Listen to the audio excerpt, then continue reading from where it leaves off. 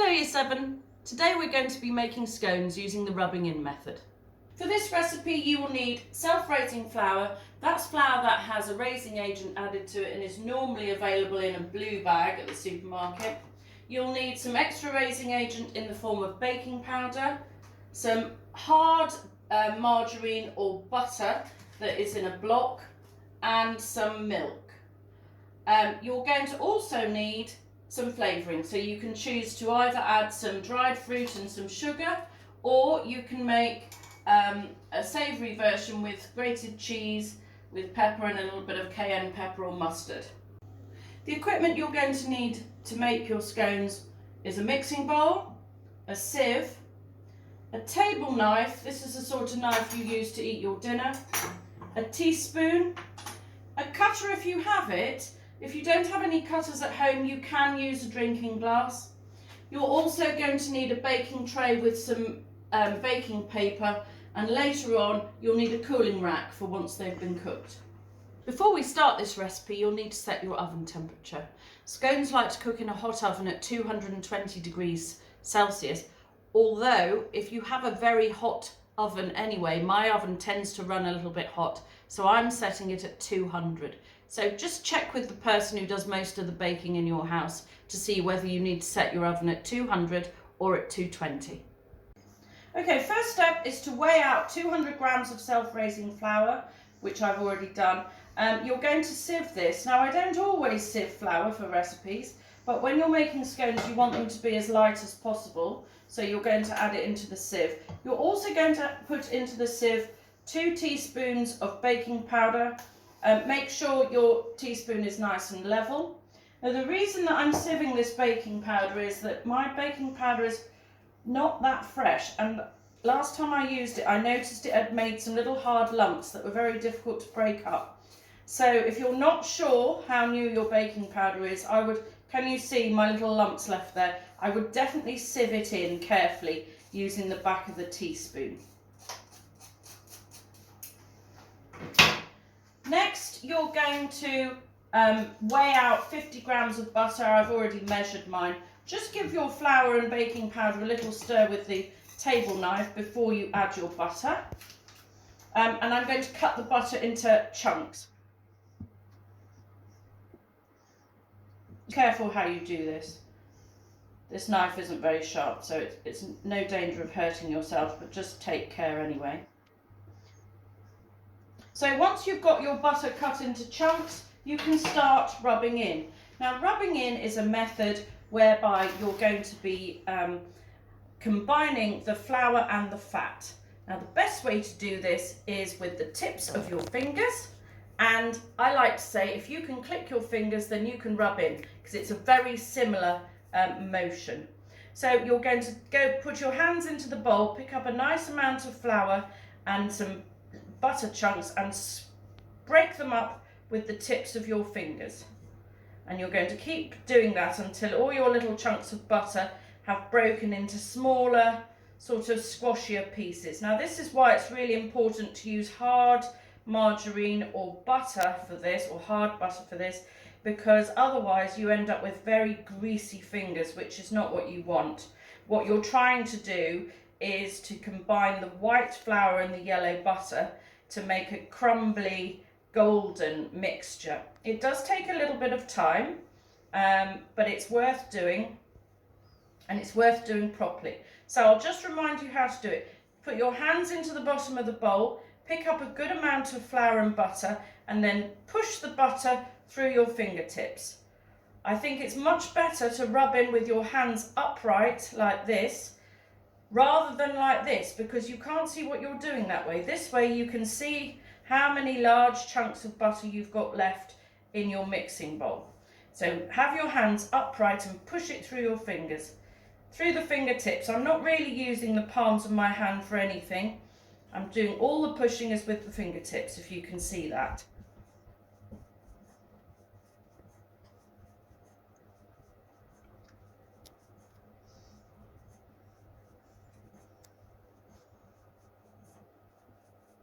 Once you've been rubbing in for about 3 or 4 minutes, you might think that you've rubbed in enough. Now, there is a way to check. what you're going to do is you're going to hold the bowl, give it a shake from side to side and have a look, and any lumps of butter will come to the top, and I can see that I'm not quite rubbed in yet. So a little bit more rubbing in to go.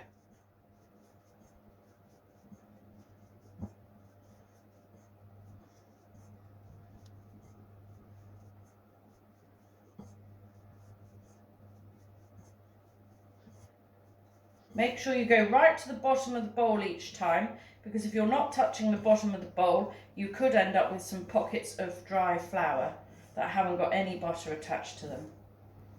So I hope you can see that this mixture has gone from being white flour and golden butter to a sort of more sort of creamy golden texture and colour. Sorry, colour, not texture. The texture is going to be crumbly. And let's see if we've rubbed in enough now. Let's have another shake of the bowl. And there are still a couple little bits of butter to rub in, but we're almost there. It does make a nice crumbly consistency. You might find that when you shake your bowl as well, that some lumps of mixture come together here. That's not butter, that's a lump of mixture, and it just breaks up. So there, that's our rubbing in done. I'm going to start by making a sweet version. I'll be making a savoury version later on in the video. So you're going to add 25 grams of sugar. I would add caster sugar.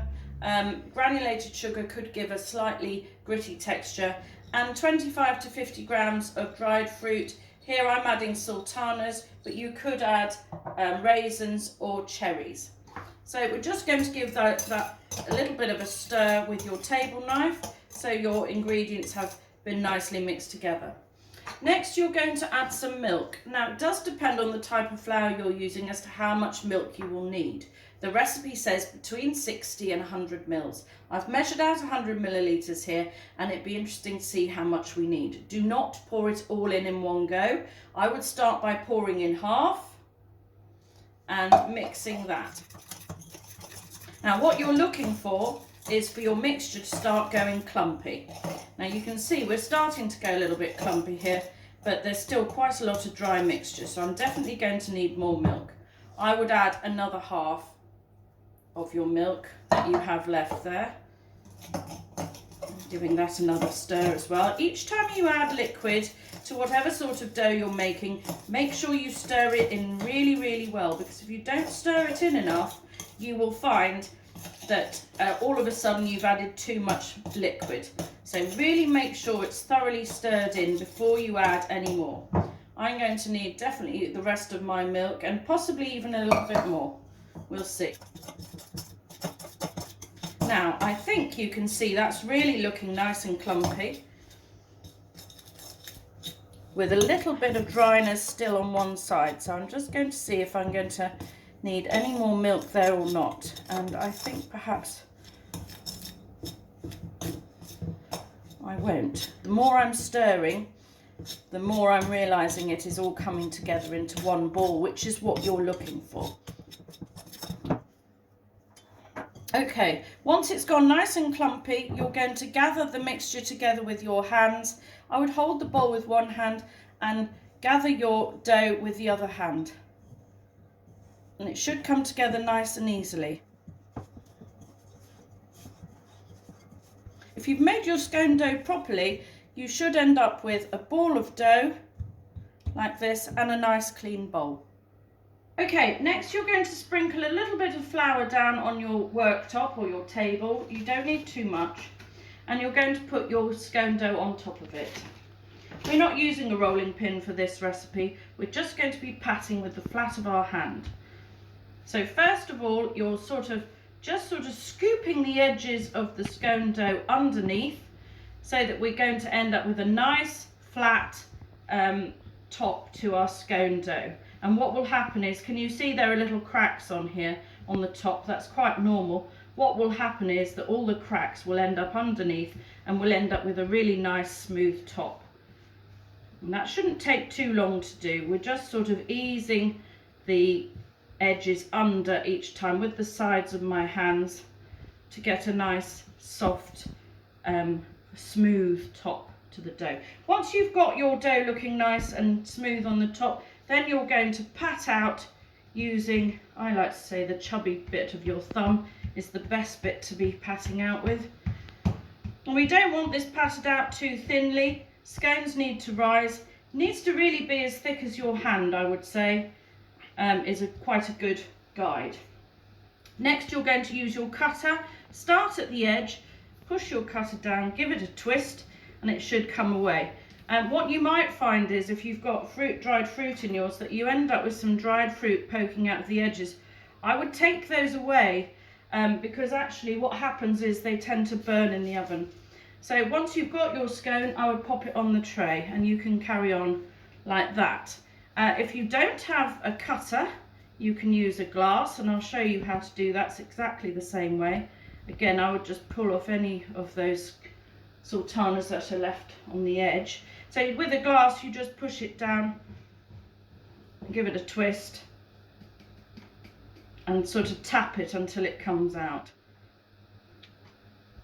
This recipe should make about 6 scones of this sort of size. If you're using a bigger cutter, it might make 4. If you've got smaller cutters, you might end up with more like 8. Once you've done your first pat out, then any bits of dough that you have remaining need to be scooped back together.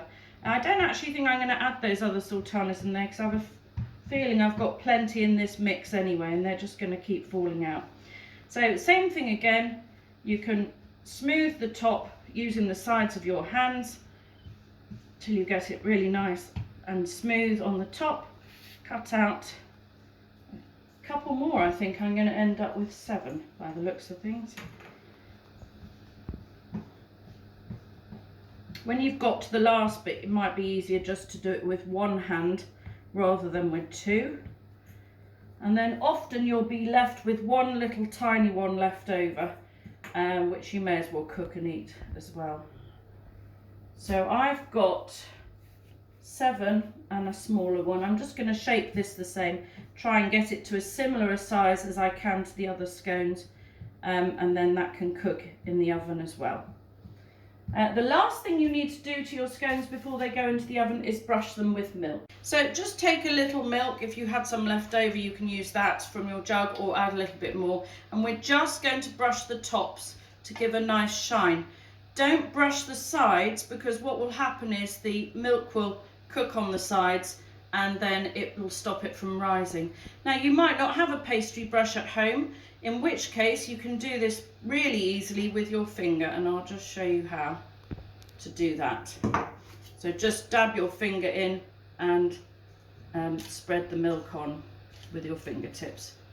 Might take a little bit longer than using a brush, but it does exactly the same. Hopefully you can see my scones are all on the baking tray. Now, I haven't spread them out very far, and there is a reason for this. Scones will not spread sideways, they will only rise up. And they tend to rise up better if you don't have them too far apart. When you are putting your baking tray into the oven, I want you to practice holding the tray in front of you with your hands in front of your tummy. Okay, and then we're going to push it into the oven like that. I would hold the tray in front like this, sit it on the bar and give it a push in and shut the door. When you take your scones out of the oven after about 10 minutes, you definitely need to put oven gloves on. We didn't put oven gloves on to put them in to the oven because the tray wasn't hot, but you will definitely need them to take them out. Now, how to tell if your scones are done? Pull the oven bar towards you and then pick up the tray. Your scones will be done if they're golden brown. Push the rack back in, shut the oven door. So these are our lovely scones. They only took 10 minutes in the oven, and you can see the glaze on the top. Can you see these dry edges here where I missed the glaze aren't as shiny as where the glaze went on? So you can see the purpose of glazing them. When a scone has been baked, it should end up with a crack down the side that sort of invites you to cut it in half and pop jam and cream in. So that's a good sign. So these are warm. Be careful how you lift them. If you don't want to lift them off straight away, leave them to cool slightly on your baking tray before they get onto the cooling rack. Now that was our end one. Do you remember we had one left over? And it's still made quite a nice scone. So there you have it. Very quickly made, very quickly cooked, very delicious to eat. These are your sweet scones. If you're going to make a savoury scone, you can add some cheese, grated cheese. You can also add chopped up pieces of ham if you like. I'm not doing that today, I'm just adding cheese.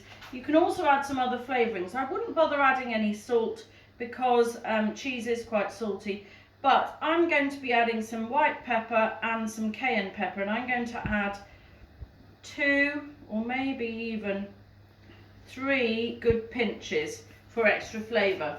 The cayenne pepper will make it slightly hot, but not very. Right, we're going to stir those in. You could also add mustard powder if you wish. I don't have any mustard powder, so that's why I've added 2 different types of pepper instead, just for extra flavour. So you just stir in your cheese and your flavourings, doesn't take very long. And then you're going to add your milk a little at a time. I've measured out 100 millilitres of milk here. You possibly won't need it all. What I would suggest you do is pour in half and then stir that in well. Each time you add milk, you need to stir it in really well. Otherwise, there is a danger if you don't mix it enough that you could end up adding more milk than you need to. I'm definitely going to need more, so I would go half of that, what's left remaining. If you add all of your milk in one go, you could end up with a texture of porridge, which is not what we want, because what we're trying to do is to create a nice soft dough. I'm definitely going to need more milk, so I'm going to add the rest of that milk, and I may even need a little bit more, we'll see. So give it a good stir each time. And what you're looking for is for your dough to start going a little bit clumpy, and you can see around this side here it's definitely clumpy and it's a little bit dry around there, so I need to stir further onto that side.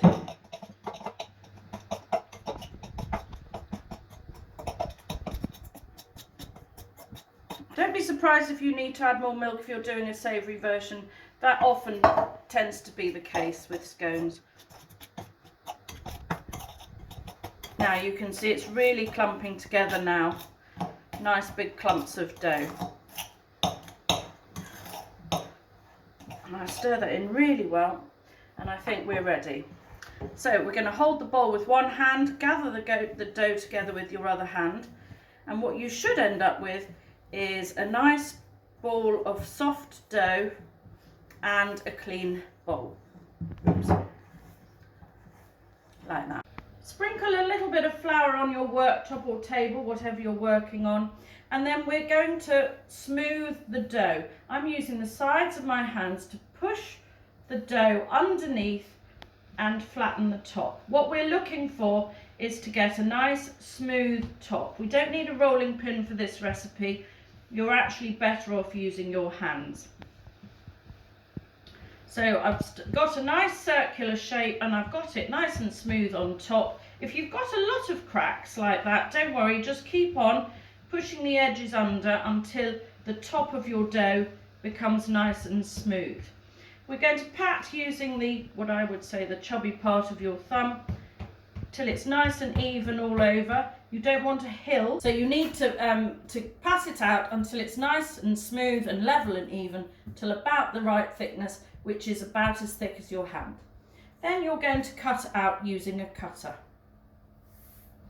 Start on the edge and cut your shapes close together, because that way you can get more cut in one go, which will save you from doing too many extra gatherings together. Now if you haven't got a cutter, you can use a glass. Push it down and give it a twist. You have to sort of fling it out the other side. Okay, actually I'm going to carry on with my cutter because I find that a little bit easier, but the glass will work perfectly well. When you get to this point, you're going to gather your dough back together to do your next cut your last few scones. You should end up with somewhere between 6 and 8, depending on how big your cutter is. If you've got a very big cutter, you might only end up with 4 or 5. Again, push the edges under so you get a nice smooth top. So the second time you gather it together, make sure it's nice and smooth and flat again and even, the right thickness. Actually, this cutter I'm using is about the same thickness as the dough, so you might find that that's an easy way to gauge. And then your last one, you'll have to put, you might find it easier to shape it with one hand rather than 2, although your hands will be smaller than mine, so you might still need 2 hands to do that. Pat it flat again. One more pat for him. And so we've got 7, and there's going to be 1 more. You will end up with a little bit spare. You might end up with a teeny tiny bit spare. You might end up with just one that's almost the same size as your others, but not quite. That's what I'm going to end up with, which is fine. So I've made 8 there. Putting them on the baking tray, they don't need to be too far apart because they're not going to spread sideways, they're going to rise up. So they can be relatively close together. In fact, that's probably better, and they tend to rise a bit better if they're not too far apart.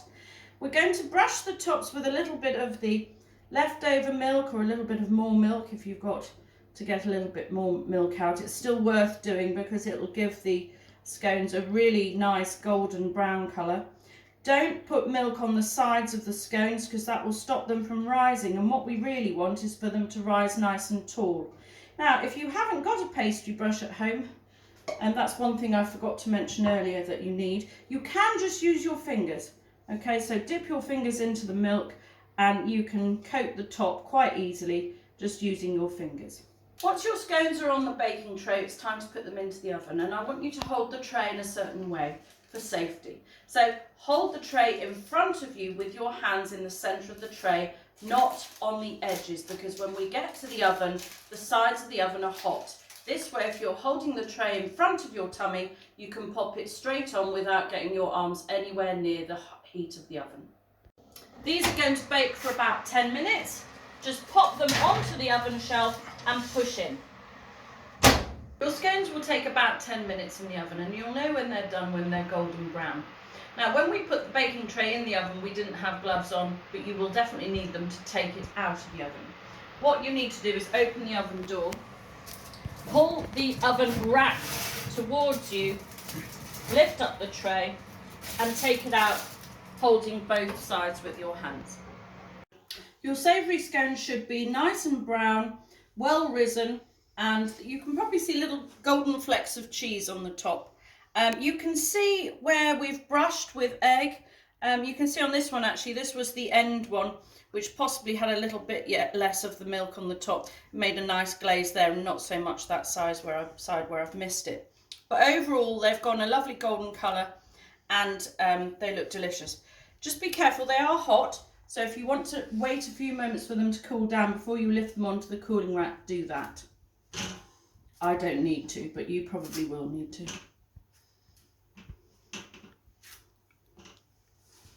So all you have to do now is eat them. The split down the side is a sign of a good scone. So you're just going to cut it carefully through the side, and you can eat these warm or cold instead of something like a sandwich. They go nicely with soup and things like that as well. Just with a little bit of butter. So those are your savoury scones. Well done, Year 7.